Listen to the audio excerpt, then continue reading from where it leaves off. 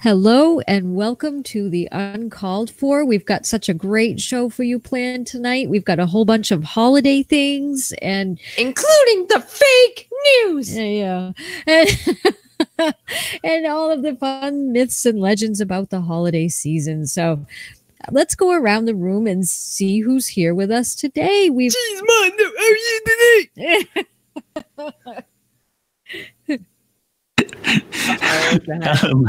Hello, Matt. I'm absolutely tip-top, looking forward to a great show. And stop saying fake, start saying real. That's right. Hashtag. Right. That's right. And how are you tonight, Vishanti? Oh, I'm obviously much less dead than I was last week. I'm just moderately congested, but that's not a problem. I have a lot more energy, and I'm so excited to be back. Oh, awesome. We're glad to have you back, too, and we're so glad you're feeling better. Mike Bertelson's wife, how are you today? Last week, I was just dying. I know. It was bad. I felt so bad. God. Mike Bertelson's wife, how are you today? That's Mrs. Hi, Matt. Linda Bertelson, how are you today? I'm good. How are you? Awesome. Good to hear. You ready for Christmas? Yes. What are you going to get for Christmas, everybody? Yeah. Jewelry. Awesome. Sleep. But why is the baby on fire? What? What baby's Oh, on fire? I don't know what he's even talking about. No one knows, I think, half the time, right? So, Hey, honey, why is the baby on fire? oh, jeez. Gracious. Well, let's see. How many minutes do we have today for today, Cheesemondo? I love it that I've got my own Matt voice. Yes, whenever.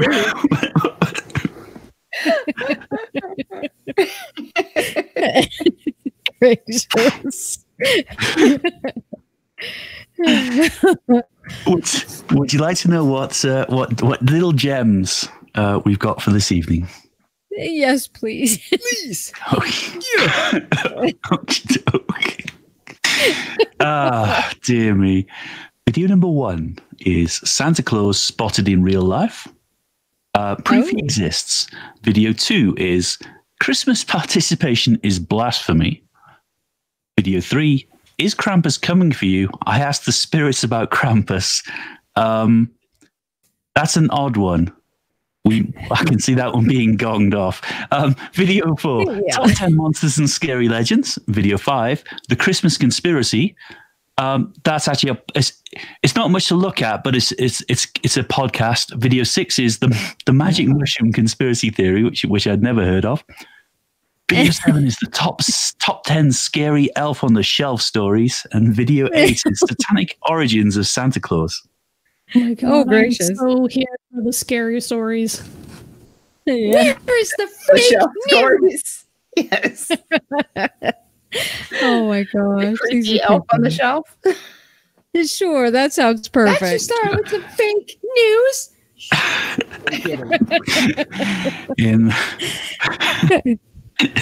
In that case, I'm so pleased that's not my voice that he uses. The voice he does for me is much better.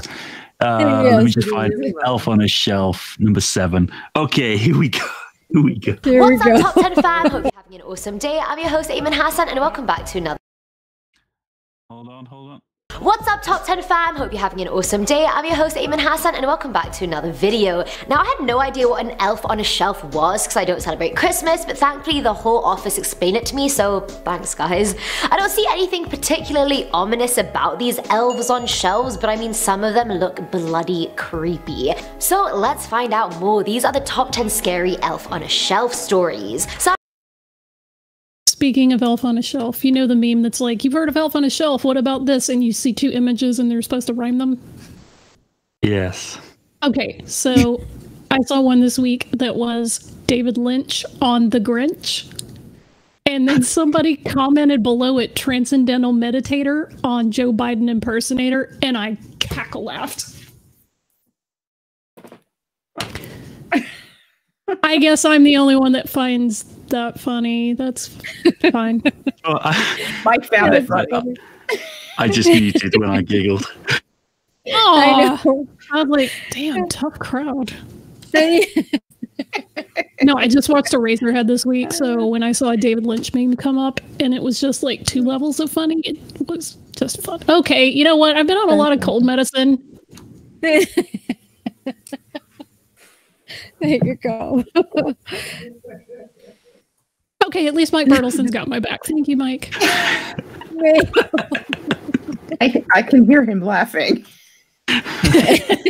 Good. There we go.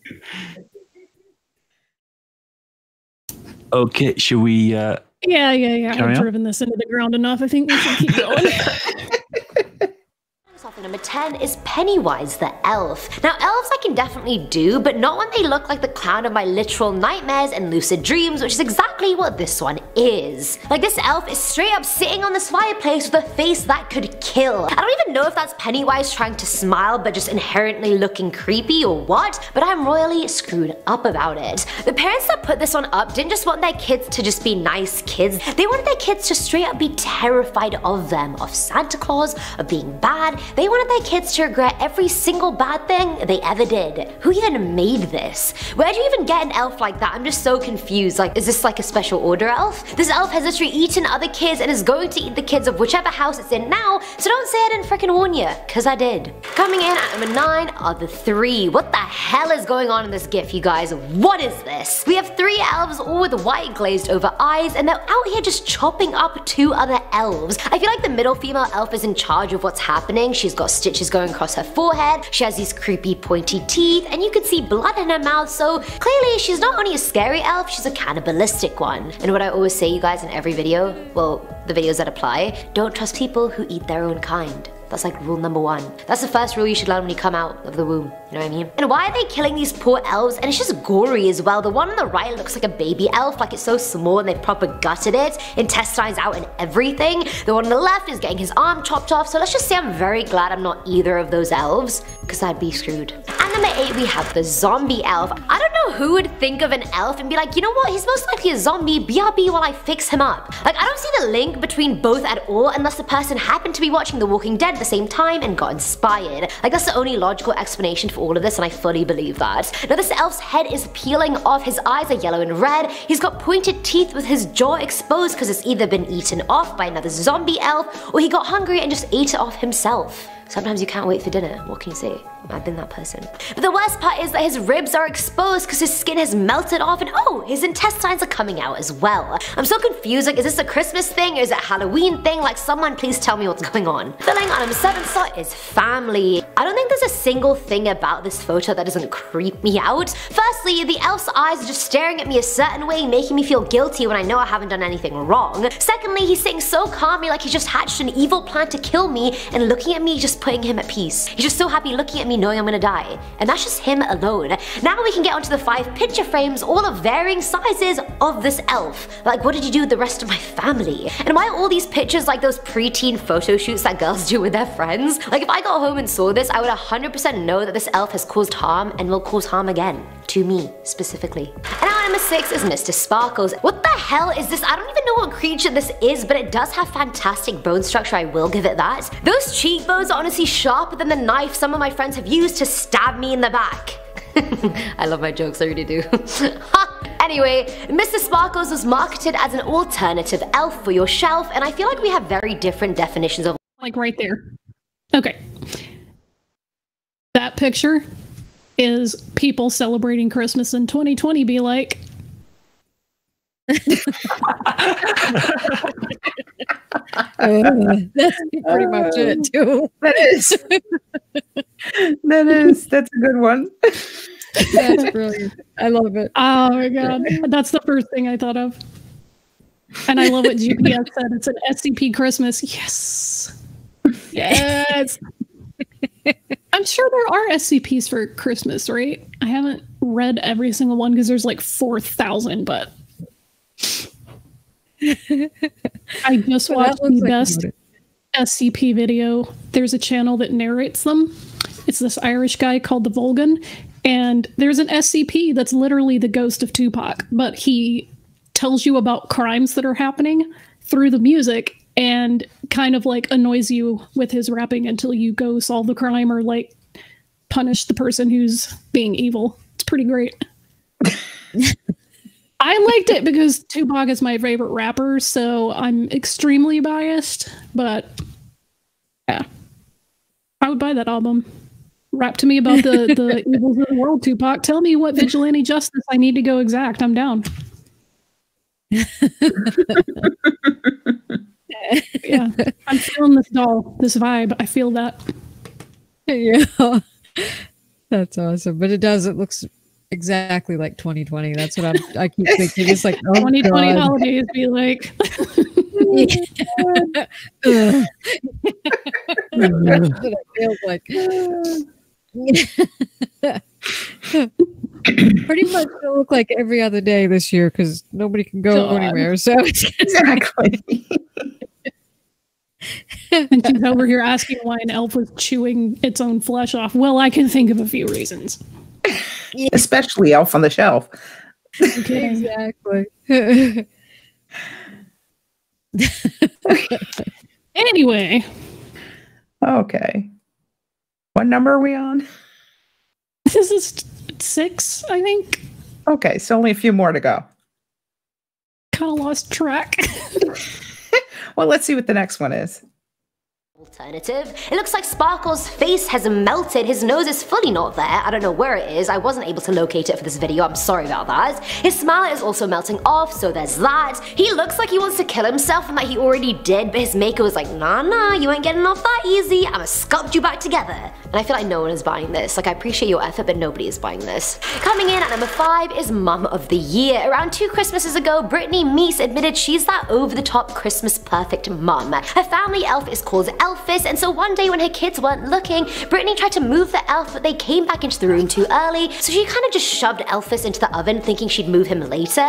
Completely forgetting Elphys in there for a few days, she went on to cook something for the kids and turned on the oven. You can well imagine what happened next. Elphys got burnt and mangled to a level no elf should ever be. His head was almost sinking into himself. His feet were melted, his neck was melted. It was truly a tragedy. Now, when looking at the show, one of her kids started hysterically crying, one started screaming, one started bugging Brittany to call Santa so he could save Elphys, and the other kid was just glad the snitch was dead. Which kid would you be in this situation? I'd 100% be the last. Snitch is dead. Bye. At number 4 is the serial killer elf. Now, there's so many things an elf should be. I'm talking cute, willing to make and distribute presents, be a sweet friend, and maybe a shoulder to cry on if need be. But the one thing that they definitely should not be are serial killers, and that's exactly what this one is. He's literally wearing the Hannibal mask, and I'm like, dude, just eat me now and just save me the horror, honestly. The elf's got blood on his gloves, on his shirt, on his face. It's seeping out of his hairline. Like, did he just eat one elf or did he devour the whole population? And can you just stop for a second? Can we all just stop and imagine the effort that went into making this elf-sized Hannibal mask just for this elf on a shelf? Like, these parents went to a great deal of effort to be weirdly bizarre. I mean, if that's your king, you can go for it. Filling on number 3 slot is REDRUM. I always saw people getting REDRUM tattoos and writing it everywhere when I was growing up, and it took me so long to figure out that it said murder backwards. And I was like, oh wow, so edgy and hipster, you guys. Haha, you're so cool. But this elf on a shelf is the furthest thing from hipster, and it's actually the closest thing to haunting you in your sleep. It's literally sitting in the I know that she's like super worked up about how elves are supposed to be cute, and she's just beside herself that they're evil. But if she knew about the linguistic history of the word elf, she would not be shocked. That's true. That's very true.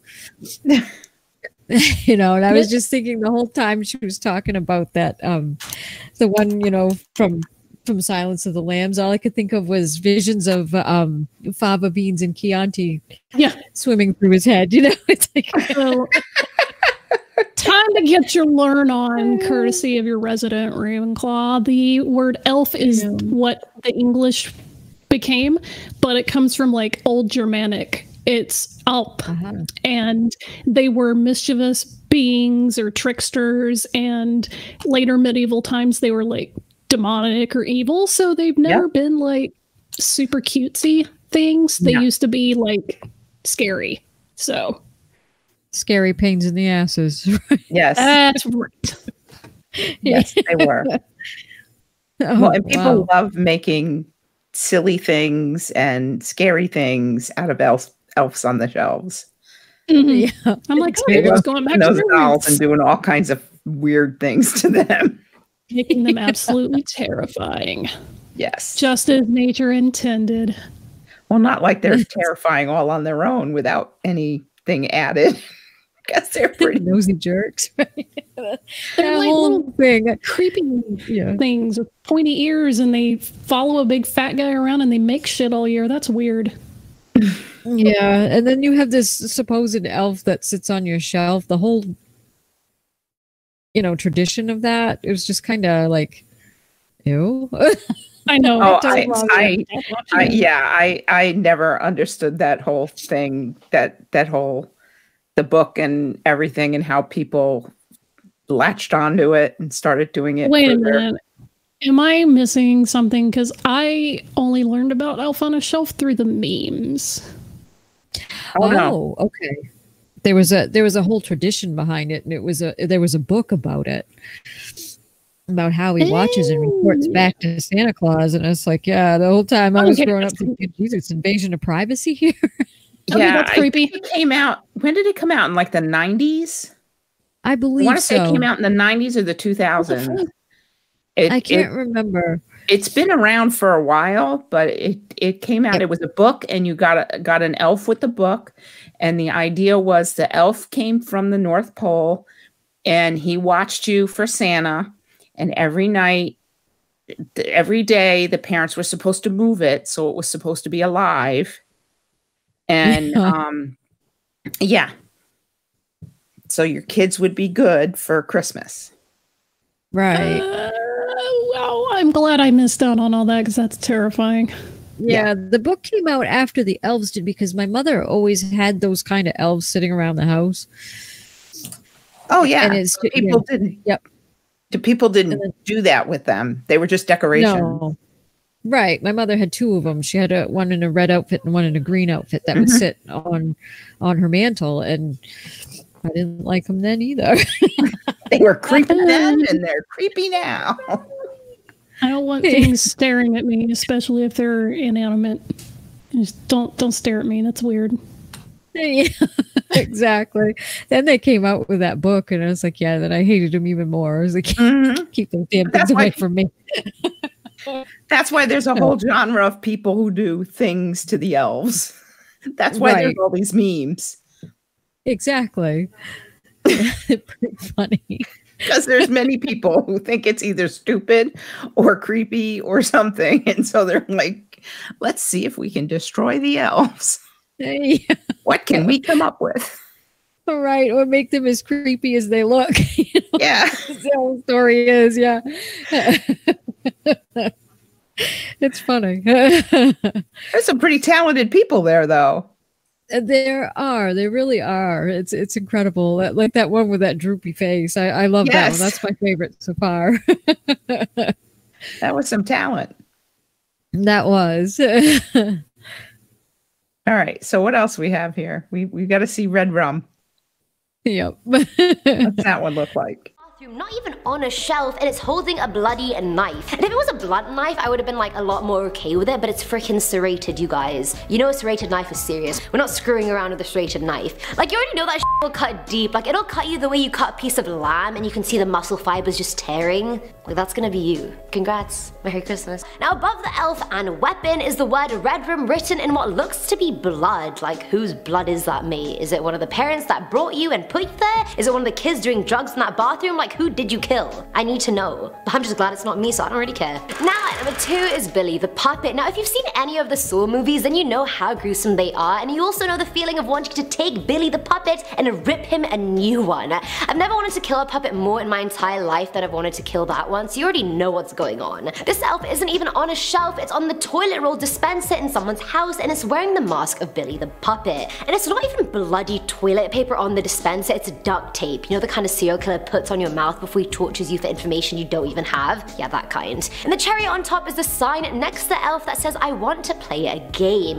Like, imagine these kids just looking forward to Christmas and trying to have such a jolly December, but they can't because their parents are freaking freaks and want them to shit themselves out of fear, not need, every time they go to the bathroom. Like, I just don't need that negative energy in December. I don't need it. The decade is over. I don't need you being weird around me. Like, what does that even imply? Like, if I was naughty this year, you're gonna cut my arm off? Like, is that what I take from this? Like, what is happening? And finally, at number 1 is the monster elf. Bro, what the hell is this? It was being sold as a horror demon evil elf on the shelf, and I was like, say no more. I'm not purchasing this. If I saw this in my house, I would actually just full on move house, no hesitation. I feel like this isn't even something parents would buy. This is something that would just end up in your house on its own accord somehow. But to its credit, I feel like that's what actual elves do look like. They don't look like that cute small human versions we actually see.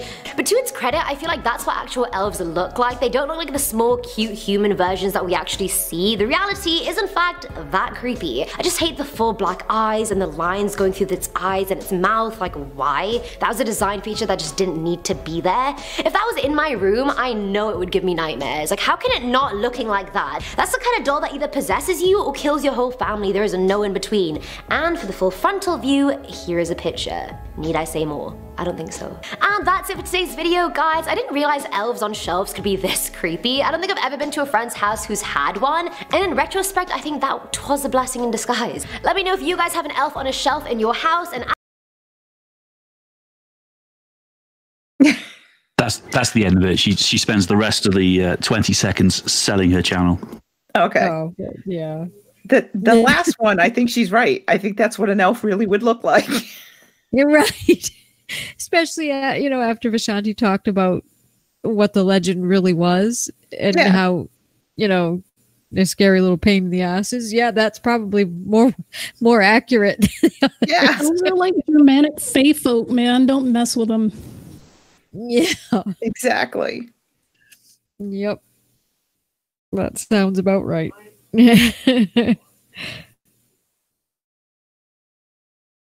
That was something else. What is next? Which one do we want to do?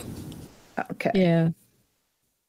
Well, it's funny you mention that because we've got top 5 Santa Claus spotted in real life. Christmas participation is blasphemy. Is Krampus coming for you? I asked the spirits about Krampus in a spirit box session. Top 10 Christmas monsters and scary legends. The Christmas Conspiracy. That's a podcast. There's no video with it, really.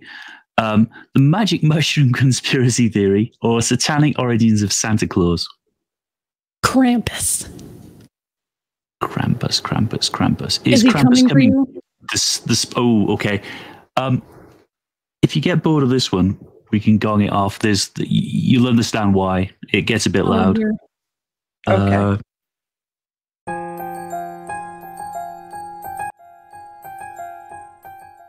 Hey guys, welcome back to Enchanted by You. This is Cassandra. I'm so excited that you're here. I hope everyone's having a great holiday season. Wanted to do something kind of fun for the holidays, and I came up with probably the craziest idea, and it's going to seem really strange, but bear with me because I think it would be a lot of fun. So let's just see. Everyone I know is getting ready for Santa Claus, and is Santa coming to your house? Have you been good or have you been naughty? Hopefully Santa will show up, and worst case scenario, if you've been a little naughty this year, maybe you'll get a lump of coal in your stocking.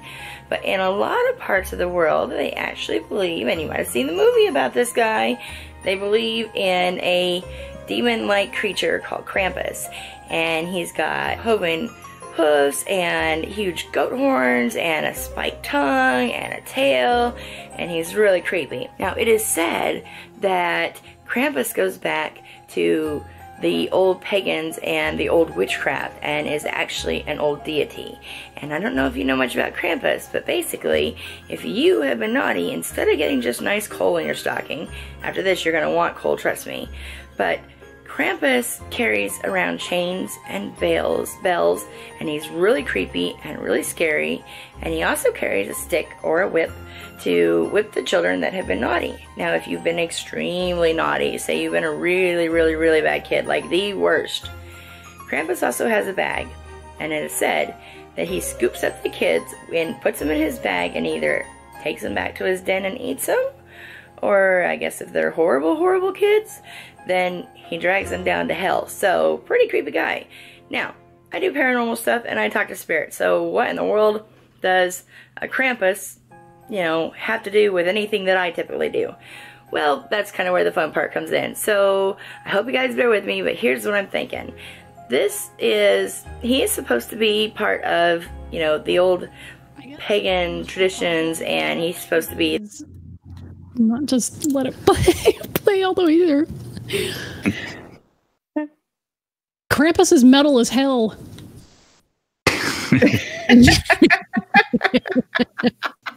Like, no, I'm not even just showing up with like cloven hooves and horns. I've got chains. I'm gonna beat these kids. That's right. Never mind the elf on the shelf. Yeah, exactly. We're going serious. Child's play compared to the other ones. There should be elf more on the shelf only squeals on you. Mythology around Krampus, like behave or else Krampus will show up and kids are like, ah! She's actually about to explain what she's going to do. Does anyone have any idea at the moment what she's about to do? Is she going to use candles or essential oils or some sort of hocus pocus? It's definitely I think she's going to channel him. She's psychic. So I think she's going to do like a seance and channel Krampus. That's my feeling. I could be wrong, but that's my feeling. Any thoughts, Aimee? Stupid mute button. Okay. Yeah. I hate that damn mute button. Yeah, it's I'm not sure what she's gonna do. This should be interesting. Let's see. I wonder if she'll show pictures, or if she like the other said, she'll probably channel him or something, or just pass some gas. Sometimes that helps cramps. I don't know. No.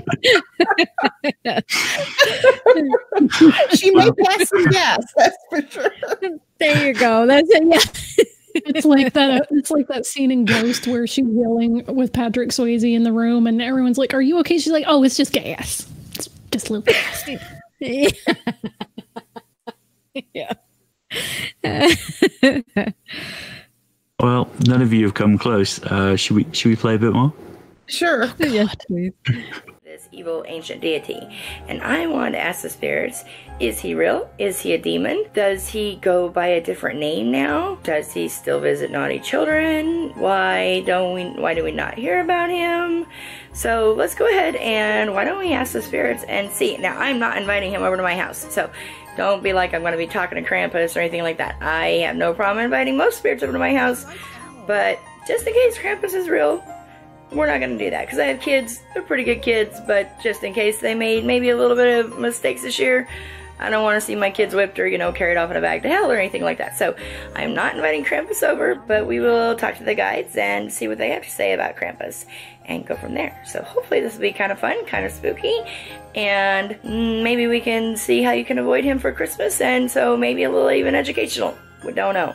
Let's go ahead and get to the spirit box. My spirit boxes are 100% real, 100% raw, 100% noise, very loud.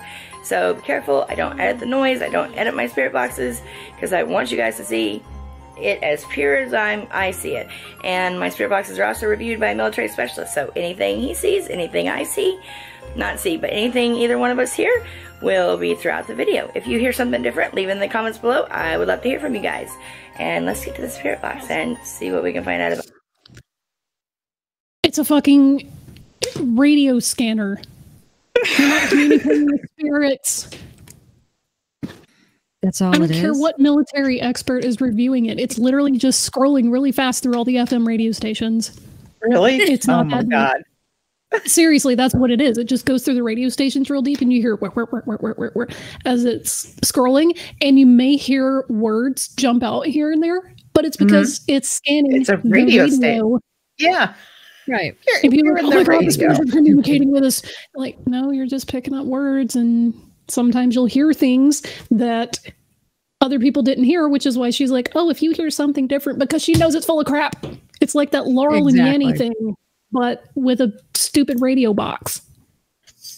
Oh God! That just scans the channels, and you just get a word every once in a while because it just might catch Pick that, something up. you know. Yeah. Yep. Right. It might just hit it just exactly so you get the whole word as it's scrolling through, and it's brace yourself.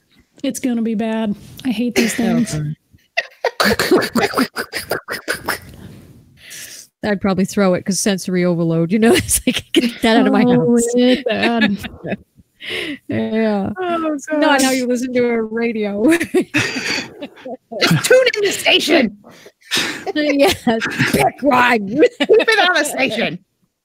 Exactly. This is still going to be the audio version of the last time with the cameras shaking.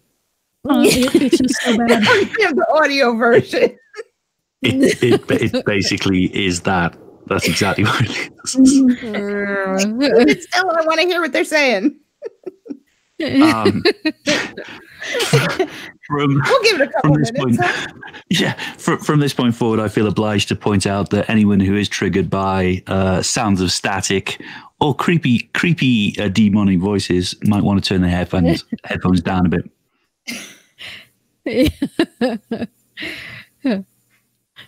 But it's painful. Would you like to see? Sure. Yeah. Sure. This Krampus character. Hello, Ethan and E, are you there?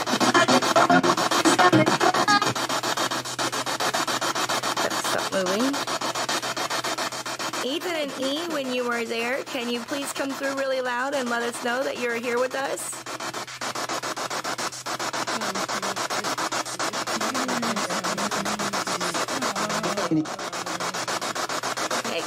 Hey guys, how are you doing? Today, I don't want you to go get someone, but I want to talk to you about something. Yes, have you guys heard of the Krampus? What do you think of Krampus? I wanted to ask you guys for Christmas. Please, that's loud. I wanted to ask you guys for Christmas, is Krampus real?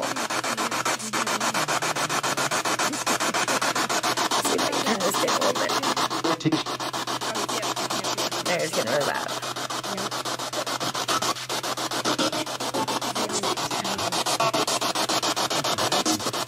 So is Krampus real?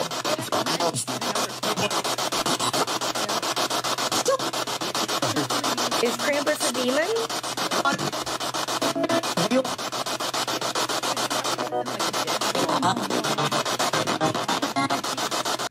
Yeah, either that or it's AM.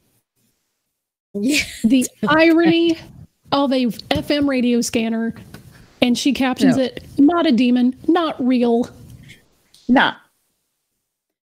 No, I've never seen that before. I didn't know what a spirit box was, but that is the most ridiculous thing I've ever seen. You think spirit radio with an antenna. It's not real, and I'm like, you're literally scanning the radio. I can't. And it's a small transistor radio, which is probably part of the reason why you can't get a good radio station. Most areas, yeah, on a small transistor, it's hard to get a radio station in. Yeah. Ugh. It reminds me of this old radio I had when I was really young, and it was a little tiny transistor. Yeah, everybody had a little tiny transistor radio. Yeah, and it was AM, so I used to try to pick up the Boston station so I could hear the Red Sox games. Sometimes I could, other times it would sound somewhat like that, you know. It's like Mike still has one of those that he takes to the ball games with him, so he can listen to the announcing. Exactly, like you know, it's easier to hear the play. It's easier to follow the game with the play-by-play because I'm used to seeing them on TV now. But you know, used to like to listen as I was playing, and I was pretty young when I had that radio. But yeah, it was an AM radio, and it sounded almost exactly like that if you weren't quite tuned into the station quite correctly, because it had manual knobs and everything, because of course the 70s. But that's all that is. That's just a dumbest thing I've ever heard. And yeah, it's funny that the display, she won't show the display. Not really well anyway. Yeah, you did finally see it. It was going between the 90s and I saw like 108. I think they go up to like 100. It is FM because it was going from like 80 something to 108, which is FM. Probably 108. Yep. Wow. It's just the stupidest thing.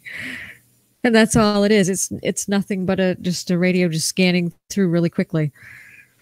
And then her saying what they're saying. Mm-hmm. And they're saying exactly what she wants them to say, of course. Oh, of course. Because see what we have on the screen, he has to be a demon. I think what I'm hearing you all say is yes. Yeah.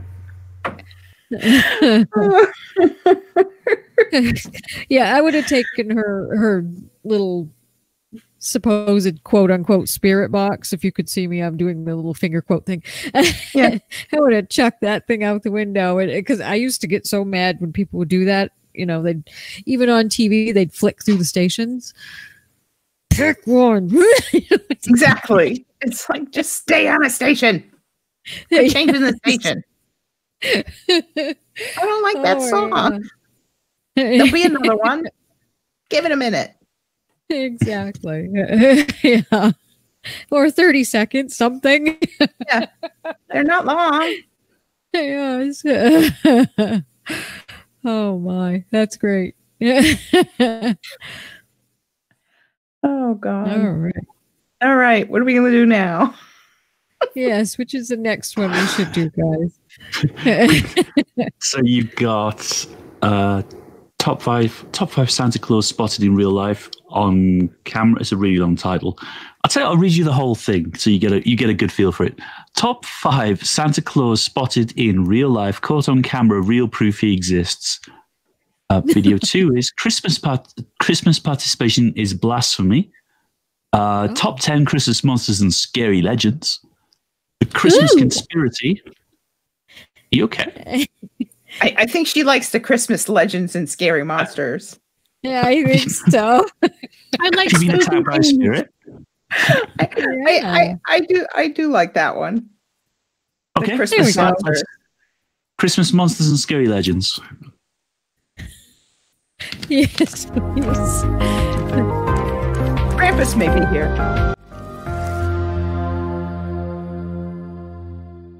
Welcome to Top 10 Archive. 'Twas the night before Christmas, and all through the house not a creature was stirring, save for these monstrosities.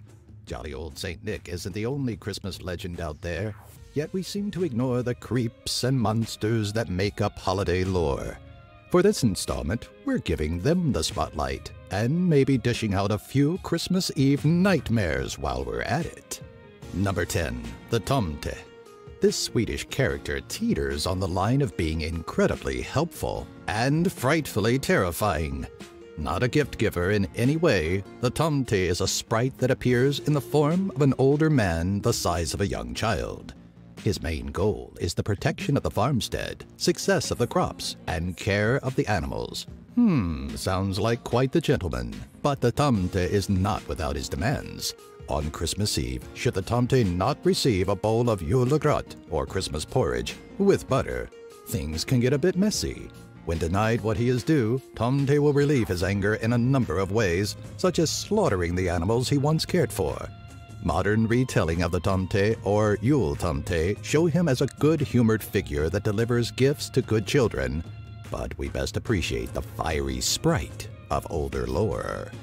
Number 9, Le Père Froutard. Everybody has an evil doppelganger, or at least for this comparison that is true. That would mean that even the lovable and jolly St. Nicholas would have a cruel counterpart wandering the lands. In French-speaking countries, those not visited by good old Nick may get a little surprise from Le Père Froutard, or Father Whipper. Not a monster in design, Father Whipper is simply a shaggy man with a long beard and hooded robe, but his acts are enough to cause children to cower. Père Froutard is actually connected to the lore of St. Nicholas saving 3 children from being murdered by a butcher and served as meat. In the lore, Père Froutard was the butcher. Now he does St. Nicholas's bidding, threatening children into being good. Number 8, Belsnickel. Picture this. You're sitting peacefully in your home, watching a warm fire burn away kindle as another holiday night slips by. You sip your tea and enjoy the peaceful quiet when, suddenly, you hear a loud knock at the door. A masked man raps on your window pane, Belsnickel and his satchel of gifts. As a child in southwestern Germany, Belsnickel may have been a gift giver like Santa Claus, but his grim style, masked face, and ominous means of announcing his arrival could easily be terrifying. While Belsnickel delivered gifts to good children, he either left sticks for those who were bad or, depending on which version you hear, actually kidnapped naughty children and dragged them into the forest for swift punishment. Number 7, Frau Perchta. Frau Perchta's mythology stems from pre-Christian pagan tradition, meaning she wasn't always associated with Christmas lore, but as her existence throughout time continued, the lore surrounding her changed and expanded. One of Frau Perchta's more insidious tellings pegs her as a wanderer that would slit open the belly of someone that went against cultural norms. The expanded mythos behind Frau Perchta in Bavaria and Austria has her wandering during the 12 days of Christmas. On these nights, she would visit good children and give them a small silver coin. Children that had misbehaved and did not work hard all year would have their stomachs cut open, their innards removed, and replaced with straw and pebbles. The perfect bedtime story for a rambunctious child. Number 6, Stragula. Sometimes having to dish out all of the punishment yourself can be quite the chore, which is why in some retellings of Frau Perchta, she is accompanied by horned beast known as Stragula. When the Stragula are present, they are believed to be the ones that dish out Perchta's punishment on bad children. The Stragula attack all bad children, robbing them of their personal effects, and sometimes even ripping them apart without pause. Unlike many Christmas creatures and traditions, the Stragula serve no purpose but to assist Perchta in punishing badly behaved children, making them one of the more gruesome holiday creatures.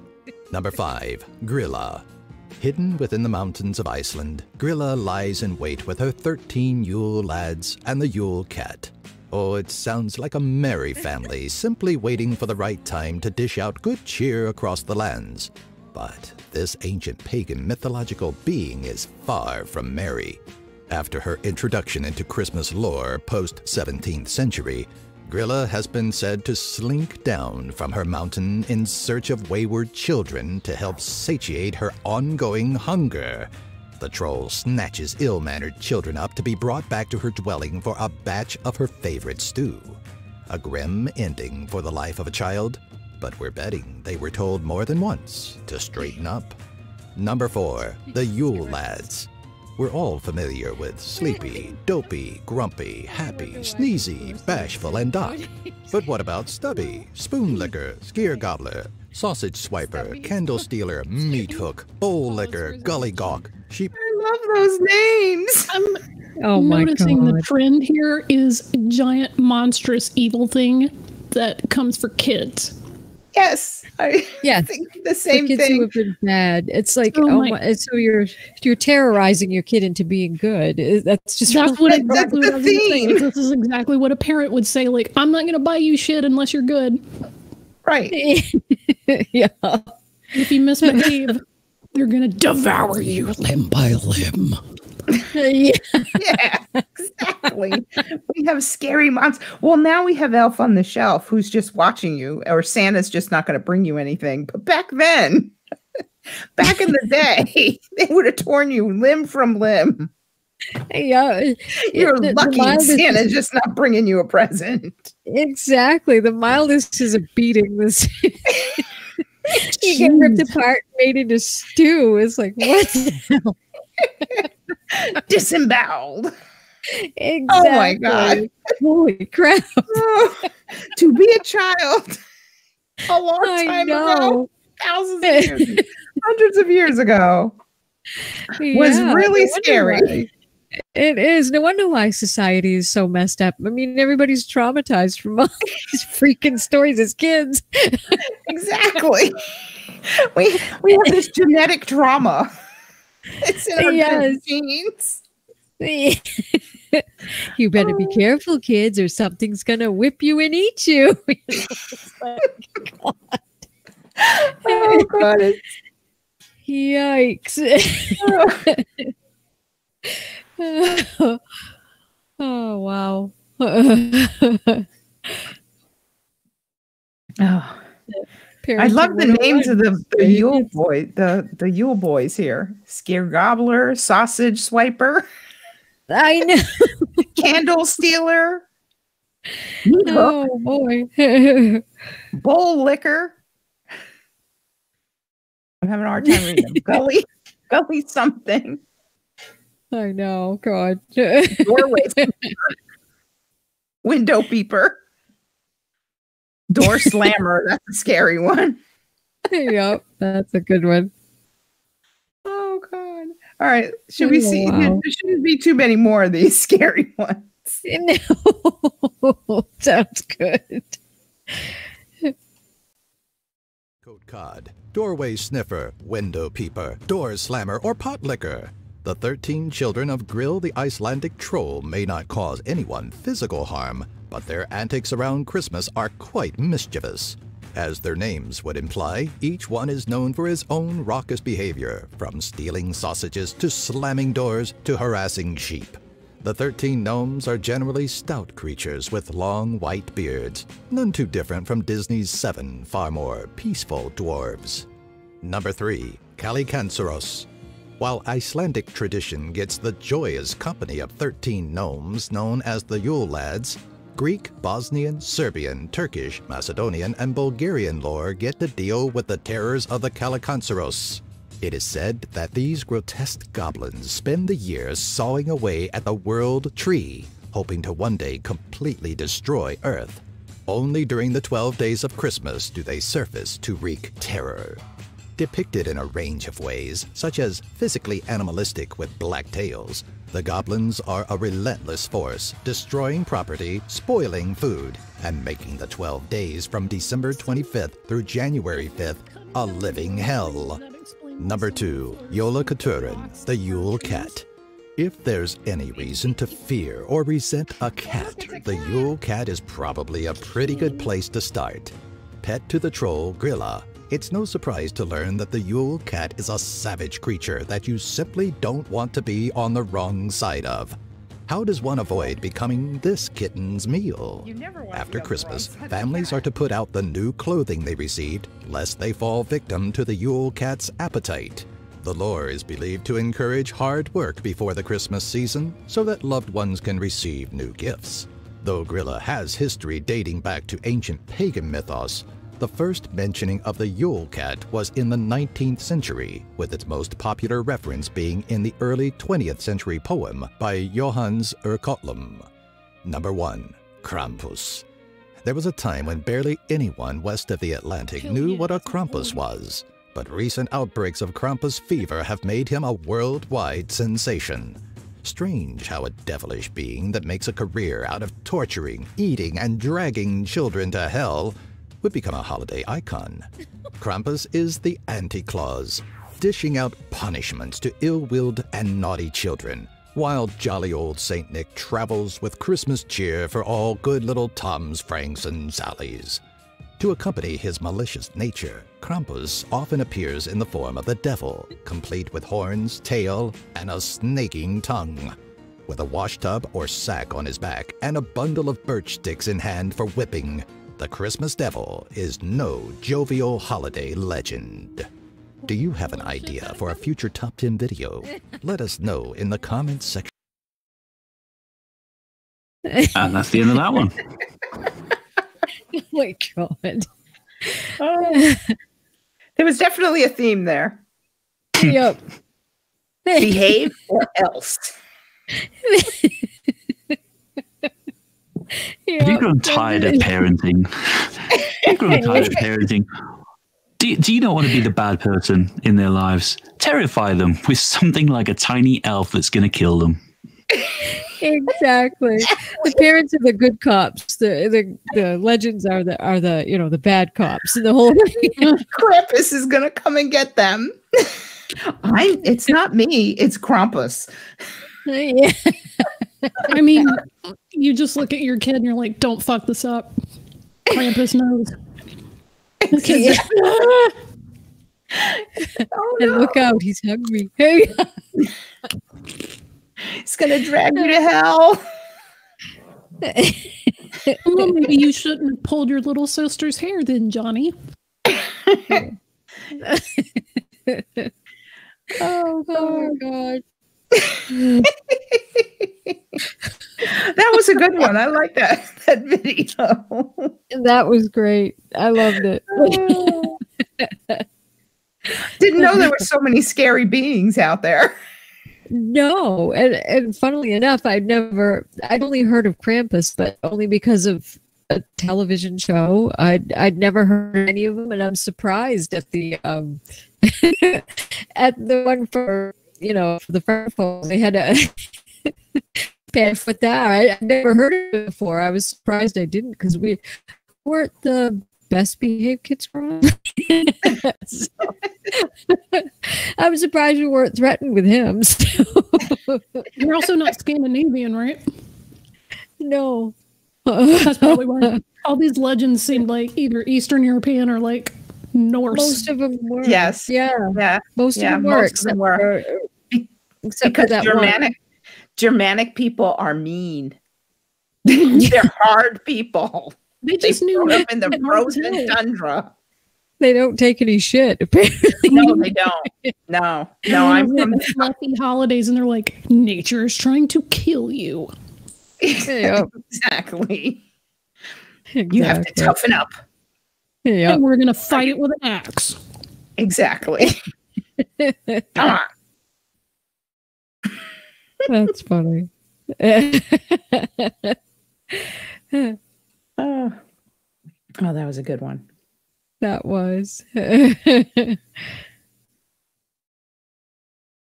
So can we watch the one about Santas in the wild now? Yeah, I want to see that one. Yeah, I want to see Santa's. Top on 5 camera. Santa Claus spotted in real life, caught on camera. Real proof he exists with 3 exclamation points. Definitely Ooh, 3 not dude exclamation dressed up points. from the mall. They've tripled down.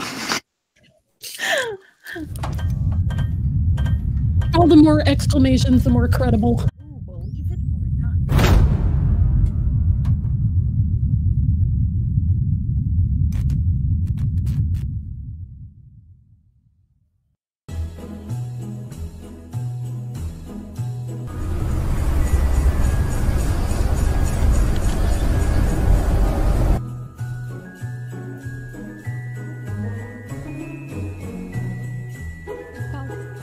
Seriously?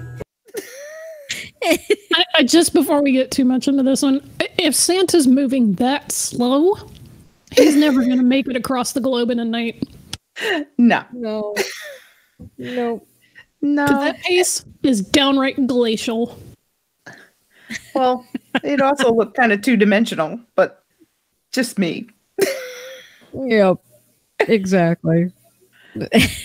And of course, if we notice it's dark. Oh, yeah. Shitty photography again. Mm-hmm. That seems to be a running theme with all of this stuff. Have we ever noticed that? Yeah. We should have a bingo card. That's really, I've never seen it work like that before, but here we go. Or not. And I do believe that we're back. I think It seems that way. Yep. it looks like it. Okay. So. Mostly it's trying to catch up. Yeah. Yep, it is. Okay. Woo! Okay. Sorry about that, everyone in the side chat. There was a weird YouTube. There's still a weird YouTube thing happening. That's the idea. If anyone can't see it, if they just refresh, of course you can't hear me say that, but people are typing in the side chat. So sorry, ladies. Back to you. The video's restarted as well. Last time that we piss off Krampus. Yep. Let me refresh it again and see if I can fix my page. No, this is still buffering. YouTube isn't playing. No, it's really bad. Yeah, I'm not sure what's going on here. Yeah. There.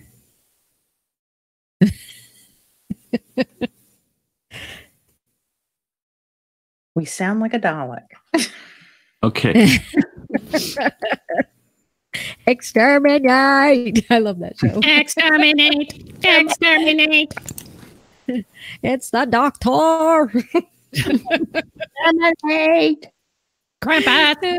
Krampus! Now we just need laser things. I want a laser thing. There's one thing that is guaranteed to make me laugh every single time. Laser eyes. Yep. I know, and I noticed all those critters that they had on there, those evil ones, they had those glowing eyes that light up. And I thought, that's friggin' cool. Wouldn't need a flashlight when you go outside. That'd be so awesome. I'd like to have some. Sorry, I think we need to wrap up and shut this down. YouTube's still not taking the stream. Yeah. So it's going to be intermittent. Oh, okay. And I did such a good Dalek impression. I know. I'll just keep saying it until they tell me that it's awesome. Exterminate! Exterminate!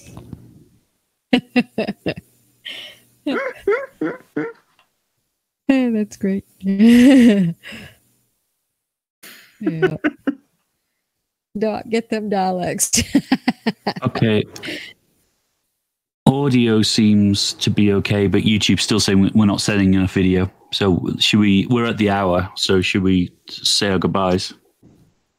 Yeah. I'm wondering if it's not going to work. There's no point in fighting with it. Because I've got right now my, mine's playing auto for quality and it's at 144p.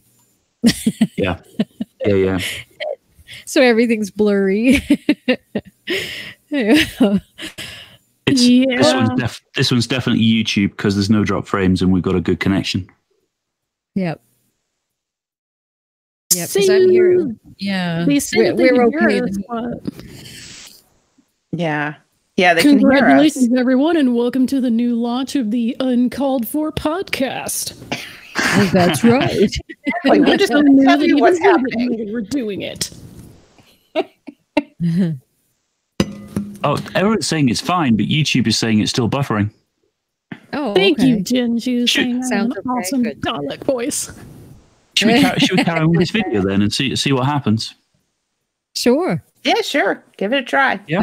I refuse to let that damn elf win. So the video restarted, so we're back at the beginning, sorry.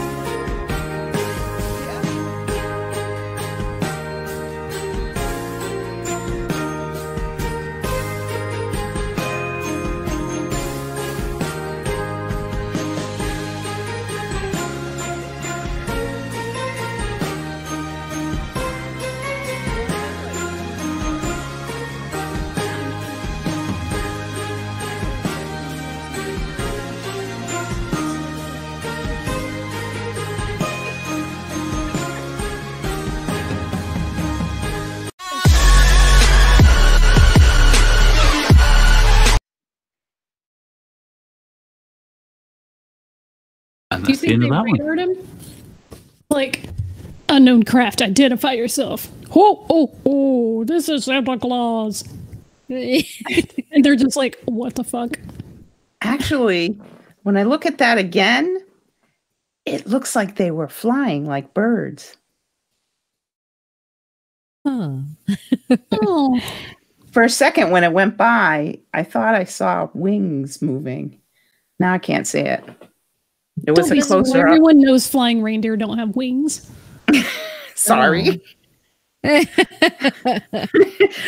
Mike says, number 2 was awesome. I want one. Yeah, I know. I thought that was hilarious. It's like whoever that person was, that was their decoration in their yard. Yeah, Some sort of hologram or something they had going on behind their house with Santa Claus. And they put that up as one of the evidence that Santa Claus is real. I don't know. That was pretty funny. This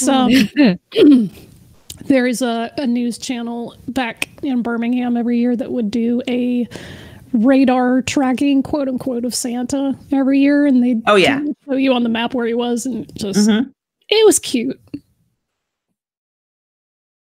Yeah, I mean, the was still moving too slow, but you know, whatever. A lot of places do that where they show where Santa is. Yeah. It's cute.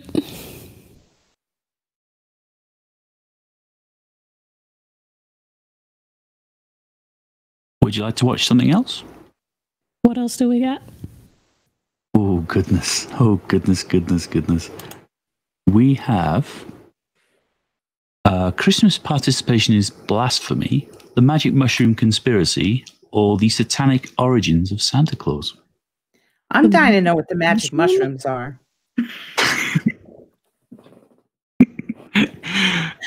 It was a new one on me. That's video number 6. Here we go. Today's episode is sponsored by the Great Courses Plus.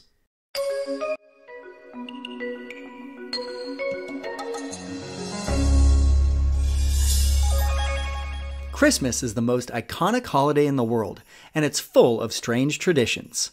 Activities like hanging stockings and singing songs about flying reindeer have become so deeply ingrained in Christmas that we don't even wonder where they came from. When we trace the origin of Christmas traditions, we find that many of them can be linked to the rituals surrounding the psychedelic mushroom Amanita muscaria. The large red-white spotted Amanita muscaria is the most recognizable mushroom on Earth.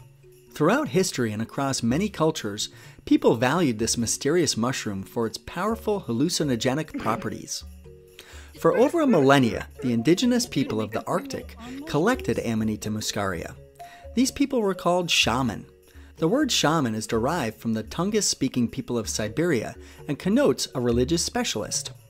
Each year, the shaman would pick the Amanita, dry them, load them into a big sack, and then on December 21st, during the winter solstice, the shaman would go from house to house delivering their gifts.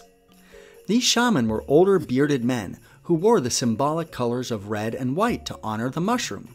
During the winter solstice, the entryways to people's homes were buried under several feet of snow, so it was easier for the shaman to drop the mushrooms down the smoke hole. This is where the idea of presents down the chimney comes from. The colors of Christmas are red, white, and green. These colors symbolize the red and white Amanita muscaria under an evergreen tree.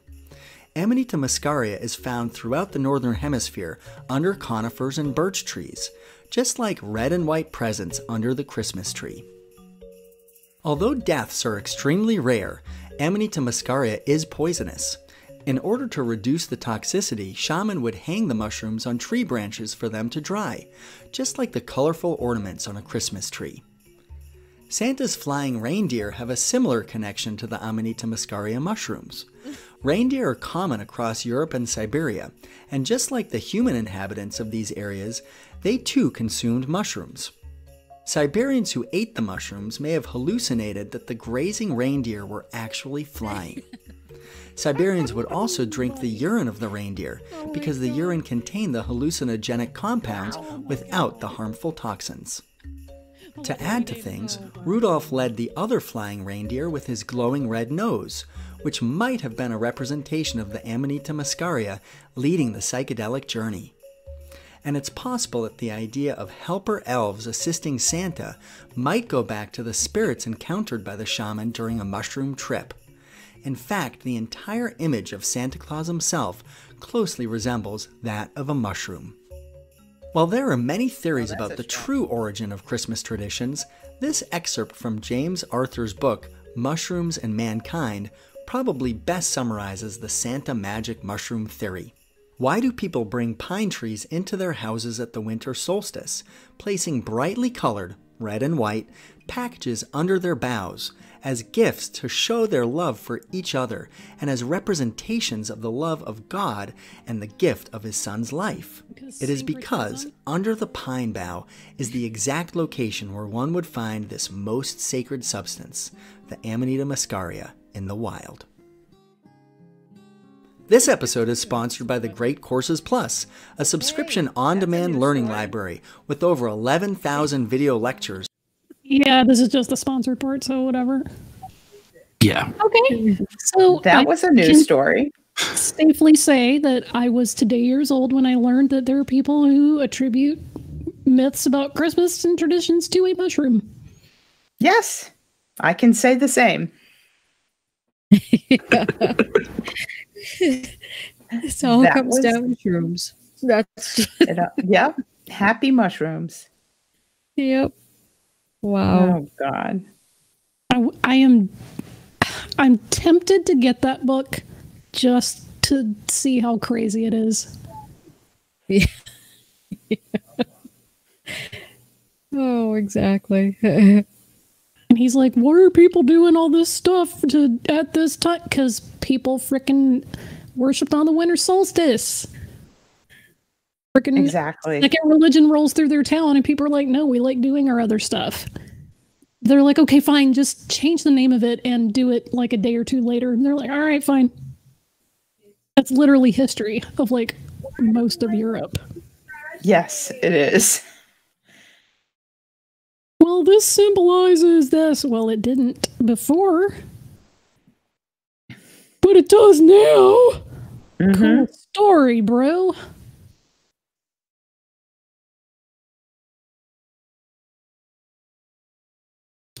Any other videos on our happy dappy list? I'm still chuckling at magic mushrooms. I know, right? So, we may need magic mushrooms this week. Oh dear, sorry. So we've got Christmas participation is blasphemy, or the satanic origins of Santa Claus. Oh my God, Satan, Santa. Confirmed. Sure. Yeah. Sure. That video 8. Here we go. Santa Claus is actually a blend of 3 specific figures in history. One of them is Saint Nicholas from the 4th century Greek Christian bishop, famous for his generous gifts. Hold on. Is this the same congregation with that really racist, homophobic pastor? Because that pulpit looks familiar. Oh, that background. It didn't say that. It didn't say that on the description. What's that dude's name? He's like a total douche. He is, and he got. Remember, yes, and Anderson. What, Steven Anderson, is that his name? I think. Don't quote me. He got tased. Remember? Did he? Oh my God! Yeah, there's a video, and it's just so satisfying. I'm sure he deserved it. Yeah, he did. Is it Greg? Let me hang on. I'll just check I'll just see where I got it from. I don't know. It's one of the guys, but that looks super familiar. It's Steven Anderson. That's who Steven it is. Anderson. Is it Stephen or is it Steven? It's with a V. Okay. Yeah. Mr. Anderson. Yeah, he's the one who got. I think he he tried to cross a border crossing and didn't stop, and they wanted him to. So when they finally got him stopped, he wouldn't get out of the car. So they tased him, and it was the most delicious thing I'd ever seen. And I never thought that I would. It was amazing. It was never thought I'd say that about seeing another human being get tased before, but it was Yep. He's such a jerk that it just some people just deserve it. He's the biggest douche in the universe. Yes, he is. He's awful. So yeah, I don't think that's the exact same, but woo, it's a little too close for comfort. Yeah. Yeah, I didn't realize until you pointed that one out. I'm not sure about this one. Should we keep going? Sure. The second is Father Christmas from the 16th century in England, typified the spiritual good cheer. So it's not an actual person, but this is just an image, a spirit, spirit that basically showcases his good cheer. That's where they get the jolly old Saint Nick thing. And the third one is the most wicked one of all, which is Odin. Prior to Christianization, the Germanic peoples, including the English, celebrated a midwinter event called Yule. Old English, with the Christianization of Germanic Europe, numerous traditions were absorbed from Yuletide celebrations into modern Christmas. During this period, supernatural and ghostly occurrences were said to increase in frequency, such as the wild hunt. By the way, this is where Halloween comes from as well. Okay, relax. All right, just calm down. I know. This is El Monte. This is what we have the cages here for. No one's gonna get hurt. There's enough men in here who know. We got a purple belt right there, blue belt right there, and so on and so forth. Everyone in here can fight. During this period, supernatural and ghostly occurrences were said to increase in frequency, such as the wild hunt. Oh, that's what I was talking about. This is where Halloween comes from. Right. As well as Satan Claus. A ghostly procession through the sky. So you know that image where you have Santa going through the sky? This is where this comes from. From this ghostly wild hunt procession through the sky. The leader of the wild hunt is frequently attested as the god Odin. So this is a false god. Right. Satan Claus is that's your ad hominems. They said right here is a god. Yep. Little g. He's satanic. Are people yelling at bearing the names, and then they have some names here. Yule figure, long beard. Not to be confused with my beard, amen. So this is a false god. That's where they get this entire image from. And everyone's like, oh, jolly old Saint Nick. No, I can almost guarantee that his handout isn't going to say anything about why Santa looks like he does due to the Coca-Cola Corporation. Yeah. Just like that jolly fat red-nosed dude. I can almost guarantee that he's not going to mention that. Oh, no. No, of course not. No. Sorry. Proceed. Wicked. And they want to have the scene where he's bowing down to baby Jesus. Yeah, he will bow down to baby Jesus. But no one should have that manger scene in their house at all. Why? Because he's a wicked, evil, satanic figure. So, wait, is he real or is he a mishmash of stuff? He's a mishmash of stuff, and one of them is Odin, and Odin is a false god, which makes it Satan. I think I got that. That's what I got out of what he said. I commend you for trying to follow that logic. Very hard logic to follow. I've been really concentrating hard, and I have no idea. He went from Saint Nicholas to Father Christmas to Odin, and Odin became the false god who is Satan. Oh, is his Satan congregation Christian, or are they like a different No, they're Christian. There was a Bible quote behind him. Well, there's some other sects, like religions, that may quote parts of the Bible, but are they? I'm just a little baffled that he's saying that to that audience, because if there is one thing that you just cannot take away from Christians, it's freaking Christmas. Well, he's not taking away Christmas. He's taking away Santa Claus. Oh, my bad. But he said you shouldn't have a manger thing. That Santa Claus he meant that like it's the bowing Santa one, or just manger scenes in general. Like, no, it sounded like he was talking about somebody putting up a manger scene with Santa in it. I didn't understand that. That part I didn't understand, because who puts up a manger scene with Santa in it? Oh, honey, lots of them. Really? Because I have manger scene is one thing and Santa's something else. Well, because somewhere else in their mind, on my lawn. They make it less secular if they show Santa doing a religious thing. So you can't be like, oh, Christmas is a secular holiday if you show Santa bowing down to baby Jesus. Yeah. That's just bizarre. I have to say I've never seen that. I have never seen somebody put Santa in a nativity.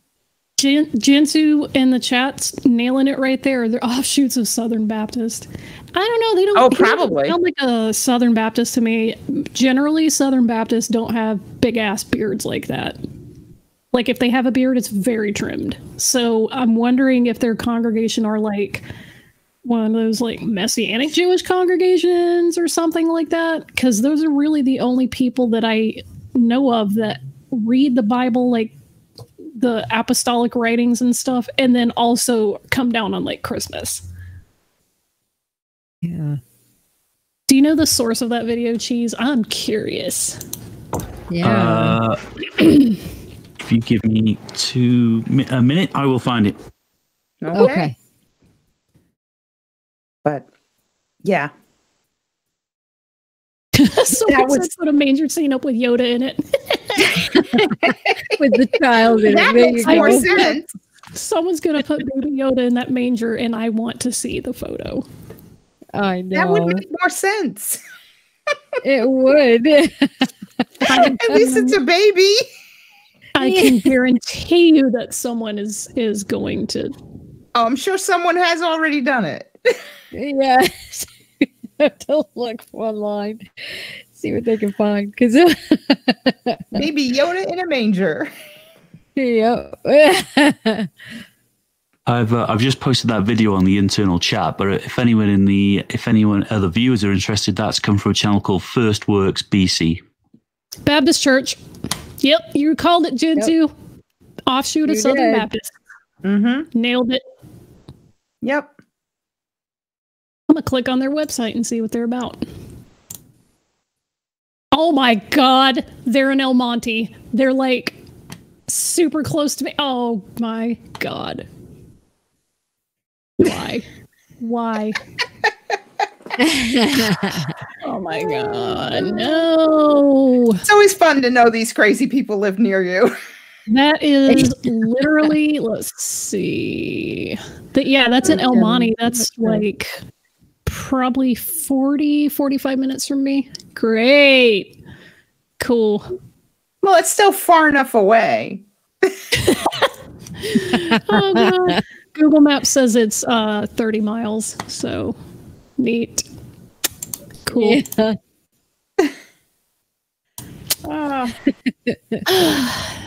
Fundamental Baptist Church. Oh, joy. So they're not Southern Baptists. They're Fundamental Baptists. Yeah. Yep. Oh my God. See, here's the thing you don't know about. Like, there's different sects of like Protestantism, and some of them, like this one, believe that only the King James Bible is acceptable for English-speaking people. Right. You cannot read any other translations. They're perversions. They're not accurate. King James only.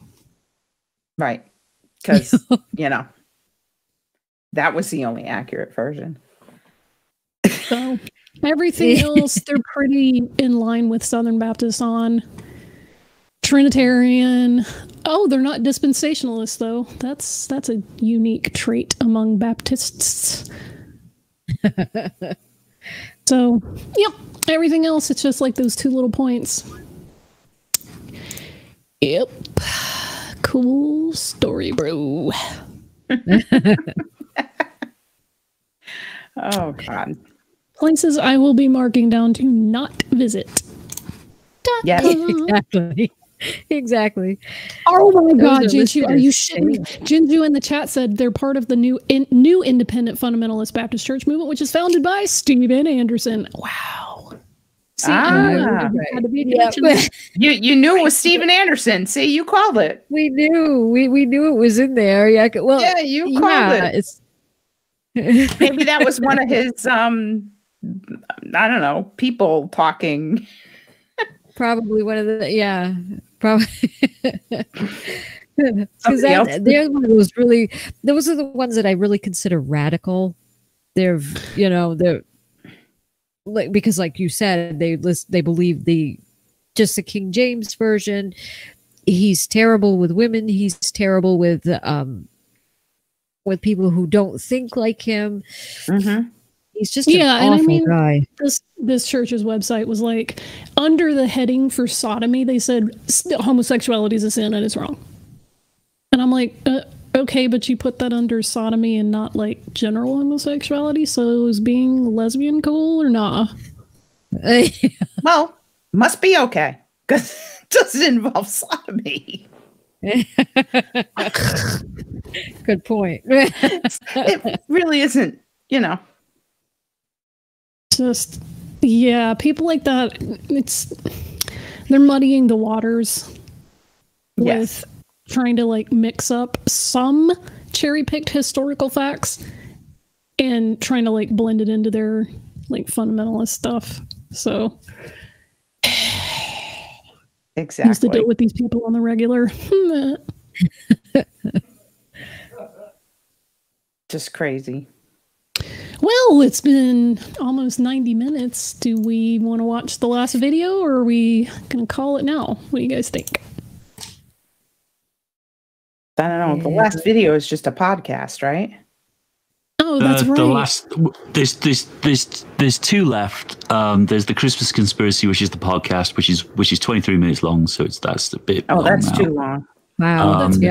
But there is a Christmas participation is blasphemy. That's 5 minutes 25 seconds. I'm going to have way too much fun with that one. Yeah, that's good. Everyone in the chat's about to hate me, but I'm prepared for it. Because I already know where this is going.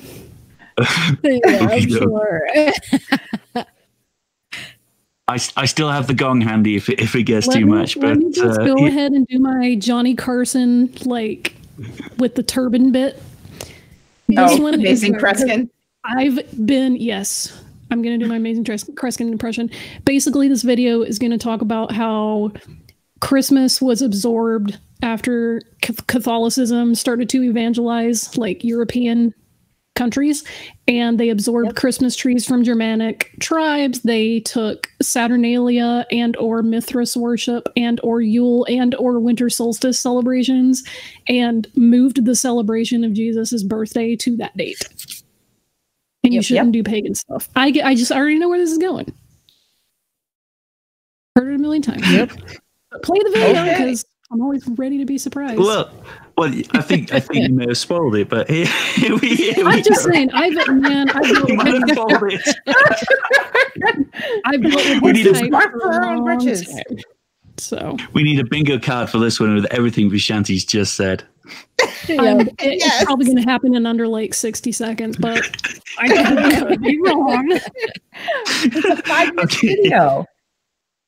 Here we go. Hey, before I start this video, I want to say thank you to all my new subscribers. Thank you for everybody that's leaving positive feedback inside the comment section, man. I really appreciate y'all. Like, really, I do, man. And it's y'all that's keeping this channel going.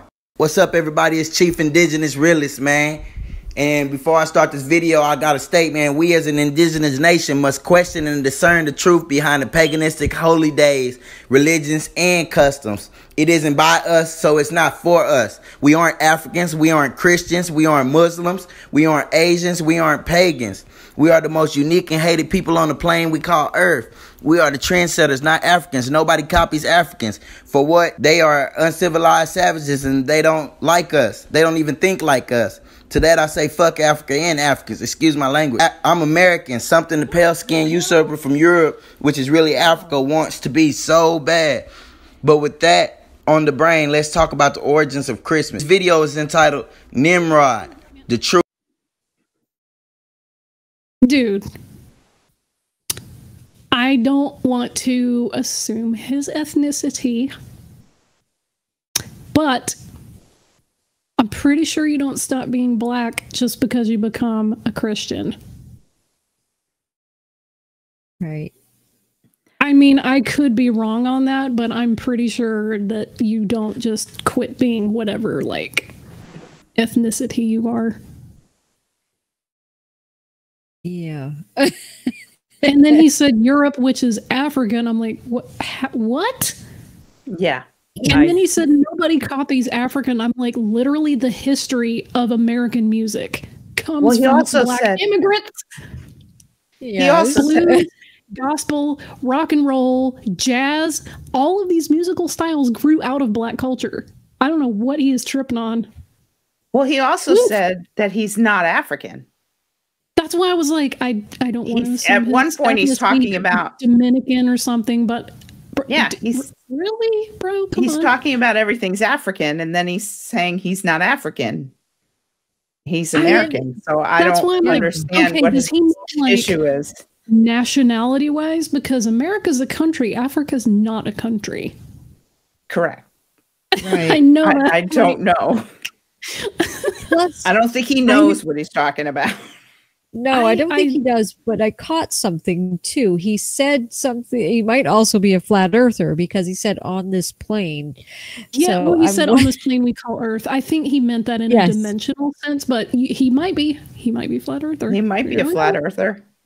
So there's that too. He is filming in the two-dimensional, you know. He's filming in portrait mode, so chances are high. Oh, Christ. Yeah. Chances are high. He may have thrown a curveball at me. He's mentioning Nimrod. I'm ready to take this one on because that's a little bit deep cut. Bring it on. All right. Should we keep going? Yeah. Sure. You sound mad, but okay. He is kind of enthusiastic. Father of Christmas. Nimrod started the great organized worldly apostasy from God that has dominated this world until now. Nimrod married his own mother, whose name was Semiramis. After Nimrod's death, his so-called mother wife Semiramis propagated the evil doctrine of survival of Nimrod as being a spirit being. She claimed a full-grown evergreen tree sprang overnight from a dead tree stump, which symbolized the springing forth unto new life of the dead Nimrod. On each anniversary of his birth, she claimed Nimrod would visit the evergreen tree and leave gifts upon it. December 25th was the birthday of Nimrod. This is the real origin of the Christmas tree. Traditionally, a Yule log was burned in the fireplace on Christmas Eve, and during the night, as the log's embers died, there appeared in the room, as if by magic, a Christmas tree surrounded by gifts. Now, we all know that that's not real, that that's nothing. I swear, if he's getting these graphics out of the Two Babylons book, I will scream. But the Yule log is Germanic. It didn't come from Babylon. What the heck? Yeah. Like the whole myth of Nimrod, Semiramis, and being reborn and all that stuff, that's ancient, like, Sumerian and Babylonian mythology. So... It's another one getting Christmas traditions mixed up. I mean, Nimrod in that, we don't know for sure that was Nimrod in that engraving, but it looks like he was holding a broccoli, not a Christmas tree. But anyway, I'm taking notes because I think I know where this guy's going, but. All right, go ahead. True right there. All that was the pale-skinned Europeans propagating their religion early in their children's life and throughout America, trying to bring their own culture. But see, there's symbolism within the Yule log and within the tree. Here it is. The Yule log represented the sun god Nimrod, and the Christmas tree represented himself resurrected as his own son Tammuz. The Yule log is the dead Nimrod, human ruler of the ancient Babylon, who was eventually deified as the sun incarnate, hence a god. The Christmas tree is a mystical Tammuz, the slain god come to life again. The real origin of Christmas goes back to ancient Babylon. It is bound up in the organized apostasy with which Satan has gripped the deceived world these many centuries. In Egypt, it has always believed that the son of Iris, Egyptian name for Queen of Heaven, was born December 25th. Semiramis also bore the title Queen of Heaven, and she was Nimrod's mother/wife. Paganism celebrated this famous birthday over most of the known world for centuries before the birth of Jesus. December 25th was highly honored and recognized by Nimrod's supporters. Many centuries later, this pagan custom was Christianized as being the birthday of Christ. Lent, Easter, Christmas are all of Babylonian origin and are all paganistic holidays, aka holy days that they pushed upon us. Doing the whole like he's just throwing shit out and he's not citing any of his sources, which we didn't expect him to, but he's conflating a lot of things and not clarifying what he's trying to say. Like the Babylonian myth of Semiramis and Tammuz and Nimrod, that is easily searchable. It's not a secret or anything. The whole Lent for fasting for 40 days comes from the tradition of Tammuz, and his mom was weeping for him for 40 days and he was, quote, reborn. And a lot of cultures did have mythology surrounding the winter solstice because it's been getting darker and darker and darker and the days are shorter and shorter and shorter. And then around the solstice, that's when the days start to get longer again. So there's rebirth mythology associated with that. And it's going to be a masculine birth because the sun was associated with the masculine. That's where a lot of that came from. And I think that's what he's trying to communicate, but he's doing it in a very alarmist tone, and he's mixing and matching a lot of stuff, and it's muddying the waters yet again, but... Well, he's just reading a script from... Yeah, he's reading a script. Yeah. As far as the alarmist tone is, he's just reading a script. It's rote reading. I can almost guarantee that he's got a copy of the two Babylons. Well, keep going. This one's, yeah. December 25th was celebrated as Nimrod's birthday. Generally, all mankind is fast asleep, dreaming this old Babylonian dream. I can't possibly close out this video without including good old Santa Claus, which is the actual like rebirth date of Tammuz was what people call Easter. It's around the spring equinox. That's where a lot of the symbolism of eggs and fertility came from. So okay, yeah, I think he's getting a bunch of his dates mixed up. Yeah, I think so. And he likes Krampus. Yeah, he likes Krampus because that's the second picture of Krampus. Krampus looks suitably demonic, so it's probably there if it's a scare tactic. It probably is. Yeah. I'm already tired. This movie is exhausting. I don't think there's too much left, but here. Actually not a name, but a clause, as in Satan clause. It's a part of the U.S. governmental imagery program. Well, anyway, I must continue by bringing in the fact that the person is represented by Santa is Krampus. In Central European folklore, Krampus is a horned, anthropomorphic figure described as half goat, half demon, who during the Christmas season punishes children who have misbehaved, in contrast with St. Nicholas, who rewards the well-behaved with gifts. The origin of the figure is unclear. Some folklorists, anthropologists have postulated it as having pre-Christianic origins. But we all know exactly who Krampus is. Do y'all recognize who Krampus is? It's the Baphomet, man. Look at the description of Krampus and you'll see that he is indeed Baphomet, man. That's the Baphomet all over again, man. Described as a half goat, half demon. I'm Indigenous Realist and I'm out, man. Thank y'all for coming to see this video. I got much more coming, man. Like, I'm going to keep new info, man. I try to put up 3-4 videos every day. 3-4 videos every day. Buy my merch. Yeah, buy my merch. Buy my merch. Dude, he literally thinks that Krampus is the Baphomet. Dude, it's missing a very, very important feature. Breasts. That would be important. You can just say, oh, anything that looks like a goat is Baphomet. No, it's not. Any freaking depiction of the Baphomet shows freaking breasts on it. Oh my god. Man, damn. Also, I was glad to be proved wrong on most of my bingo card calls, but I'm kind of disappointed at the same time because, wow, that was a bunch of shit. Yeah, it was. That was. I was thinking of And it's not another video, because I'm Vishanti. invested in people celebrating Christmas. I don't care. It's because he's inaccurately citing mythology or cultural references just to like make his scare tactic points. Yeah. Yep. Saying that Krampus and Santa Claus are the same, literally in no culture are they the same. Nope. I just watched 8 videos about it.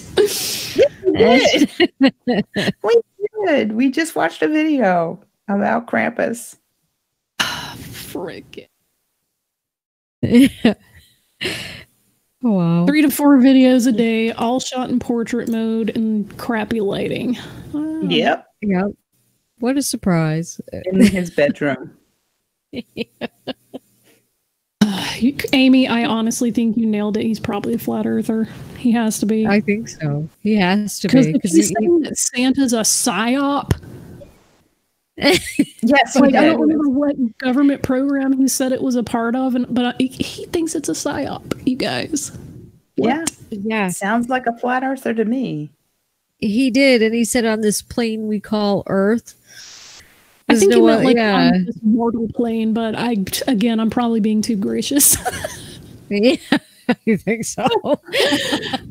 Jeez, you gotta link his channel so we can like scroll through his 87,000 videos, find out if he's a flirt. Exactly, he probably is a flirt. I'll throw it into the background chat. Oh my god. That's Aimee, I will literally pay you $1 if he's a flat earther. I will seriously send you PayPal for $1. Oh god. But I bet he is. I swear that's what I heard, and it's like, oh boy. Yep. We deal with that idiots explains too. everything. And if you go in either Gem server or I haven't been in the 24/7 server yet, but in Gem server, he sounds almost exactly like them. There are some that are like this guy, and it's like, oh my god, he's got to be incredible. Yeah, he's got to be a flat earther. That's what I'm thinking. Yeah. It just amazes me how many people have that kind of thinking, though. Well, I think because they're also COVIDiots. They're also tend to be believe the whole. They tend to be Trumpers that believe the whole election was rigged. It's because like it's the far religious right, which is overwhelmingly represented by people who say that they're evangelical. And the mindset that they have is very authoritarian friendly. And they don't think of it that way. But it's authoritarian because they believe that there should be like one Christian like ruler in charge. They think it should be Jesus, obviously, but they're fine with like one person calling all the shots. And Professor Dave put out a really great video where he was like, I'm going to debunk flat earth without using science. And he kind of talked about how all the millions of people that would have to be in on the grift makes it impossible for it to be anything more than an internet meme that got out of hand. Yep. Yeah. Exactly. Like all these engineering students, when do they get initiated into the truth? Yeah. Oh, well, Micah said the same thing. It's the science deniers, the space deniers. It's the same thing. If we didn't go to the moon, you know how many people have to be in on that? I mean, and all the science, the space agencies around the world. A lot of people have to be in on this.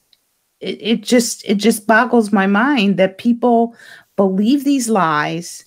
They believe claims are facts. They don't understand the difference between a claim and reality. They hear a claim and they're like, oh, see, that's real. And it's like, no, that's a claim. Right. You got to prove that. You've got to, have evidence of that. Prove that I'm wrong. Yeah. Right. Shifting the burden of proof. But I mean, and they all do the same things. It's all psychological. I mean, there's 8 billion people on the planet, give or take. And there are forces out there that are the summation of entire groups of people for thousands of years making societies. You can't be one person and control all of that. And you don't want to feel like you're just an insignificant speck. So if you know the truth, then suddenly you're like a protagonist in a freaking post-apocalyptic movie. Yeah. Oh God, Mike Bertelson said he's a more soft sit. Great. Yes. Not surprised there. That No, didn't not surprised either. Because they have the same exact thinking pattern.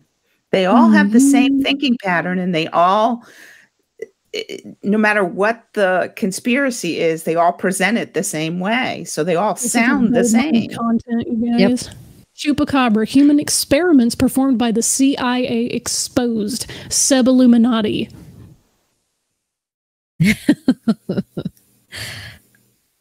Wow. Let's see. Project Bluebeam thinks that's going to be the Antichrist. Oh, he loves his aliens. Oh, yeah, he's into big, like, government alien conspiracies. Yep. You know what's funny to me? Like, not funny, haha, but ironic, is that normally when I find people who have channels like this, they tend to be what my black friends call hoteps. He's like the inverse of a hotep. He hates, like, what it seems like he's one of these guys that hates black liberation theology and, like, a lot of that empowerment movement. It looks like from just looking at his thumbnails and video titles that he's just like the anti-hotep. I know that's a deep cut thing, but like ask your black friends, they'll tell you what a hotep is. Okay. It's not cool. It just, anyway, let's see. Yep. Sovereign citizen, secret alien base, underground aliens. Wake and bake with gamer. I think that's a given. Oh, yeah. He thinks that Kobe definitely. Bryant and Nipsey Hussle's deaths were sacrifices. Okay. Oh, yeah. Oh. Flat Earth Australia. Oh, it's Flat Earth science. Are you Aimee? Oh. There you go. There you go, Aimee. Here's a blurb. Aimee is the champ. Reigning champion. We found this will be a good one to debunk too, because if he's doing flat Earth, this is awesome. This guy's dangers of smart meters and 5G. Oh, Aimee yeah, he's got them all. He's got everything. Where it just feels so good. He does. Look at all of those. Stop it. This is the most interesting combination of things. Antarctica is moving. That's great. Or sphere. Let's see what the Greeks have to say. Under the dome, firmament, and Genesis. Yep, you named it. Yep, he's a fleur. Take this. Every time. Oh, okay. Now I see where he's going. He talks about Christ consciousness. This is super new agey. Oh, super new agey. They talk about like the Christ consciousness being something that everybody can like access more or less with their spiritual side. So like everyone can be a Christ. So yeah. Okay. Yeah, that's a super new age thing.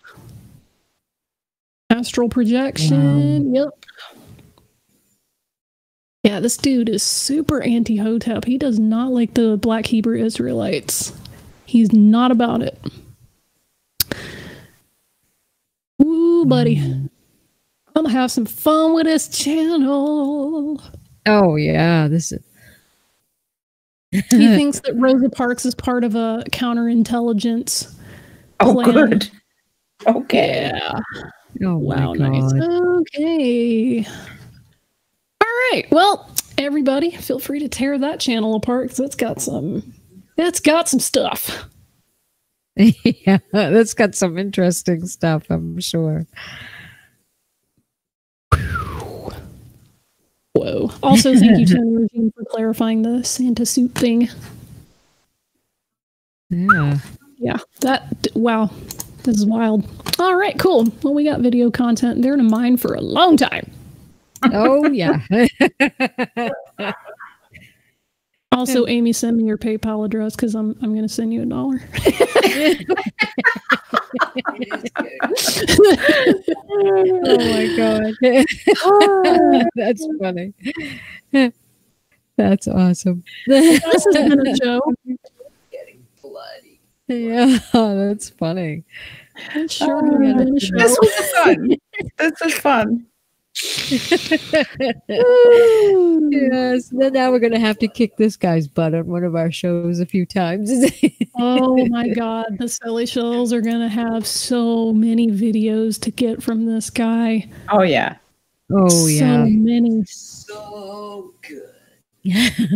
Even Matt likes it. Yeah, you liked those meats you had, didn't you? The hamburger meats. Yeah. I'm talking about engrams, which is like quasi Scientology. You guys, this is crazy. Yeah. Oh god. I love it. Man. Mike Bertelson said, we still need laser eyes on evil Santa bot. Yeah. Well, I don't want Yeah. SantaBot to get laser eyes because then we're all dead. Are we on? No, you'd What have to big make number it are we on? so he could laser the screen. Yeah. We're just talking about some stuff? Yeah. How do you finish that all so fast? I know. We're like A lot of dumb. we had a lot of dumb to laugh at, honey. Didn't we? Yeah. And the last guy, guess what? He thought the earth was flat. The last video that we saw? The last video that we were just watching on here, yeah. He thought the earth was flat. What shape is it really? Round, like a ball. That's right. Good job. Explain to me in the chat, why are all the planets round? Oh no. Yeah, he likes to he found that video by Desert File. Gravity! Yeah. Yes. Oh god. Gravity! Gravity, you silly goober. Gravity! Yeah. So we try to say some words.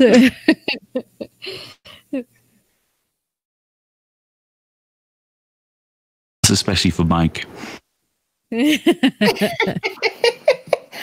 Okay. All right.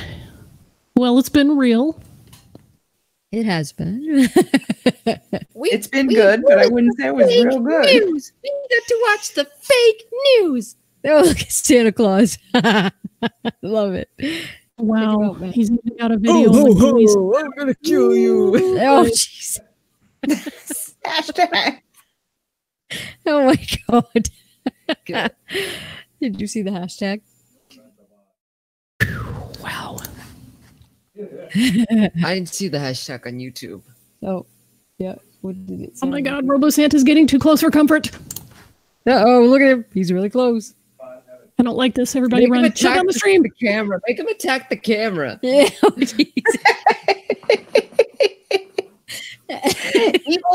Evil robot Santa. Evil robot Santa's gonna get it. Here he comes. The camera. Naughty. Oh no, here he comes. That's making me nervous. I'm gonna say what I need to say, and then I'm gonna get out of here He because needs to attack the camera. He needs to Robo pretend he's Santa's attacking the camera. not good news here. Uh-oh. Robo Santa's a threat, you guys. Uh-oh, look at him. Is he close enough? Yep, he's close enough. Watch. Can they make him close enough? That close? So tune in this week to the EiE Network. We're going to be doing some amazing things. Tune in for the Silly Shill Show on Friday.